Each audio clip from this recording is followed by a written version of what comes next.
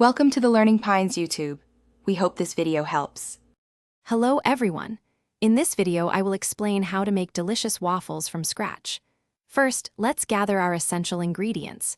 You'll need about 1 1/2 cups of all-purpose flour, 2 large eggs, 1 cup of milk, and 4 tablespoons of melted butter.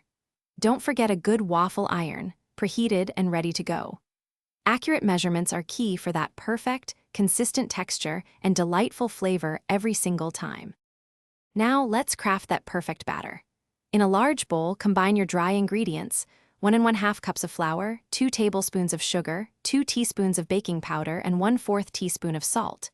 In a separate bowl, whisk together your 2 eggs, 1 cup of milk, and 4 tablespoons of melted butter. Gently add the wet ingredients to the dry, mixing until just combined. Remember, overmixing can lead to tough waffles, so stop as soon as the flour disappears. Let it rest for a few minutes.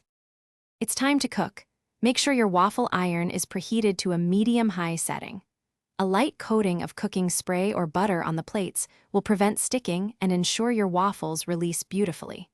Pour about 1/2 cup of batter onto the center of each section, or enough to cover about 2/3 of the surface. Close the lid and cook for approximately 3 to 5 minutes, or until they are golden brown and the steam stops escaping. This indicates they are perfectly cooked. Finally, the best part: serving your delicious waffles. For optimal crispness and warmth, serve them immediately. Classic toppings like pure maple syrup, fresh berries, or a dollop of whipped cream are always a hit.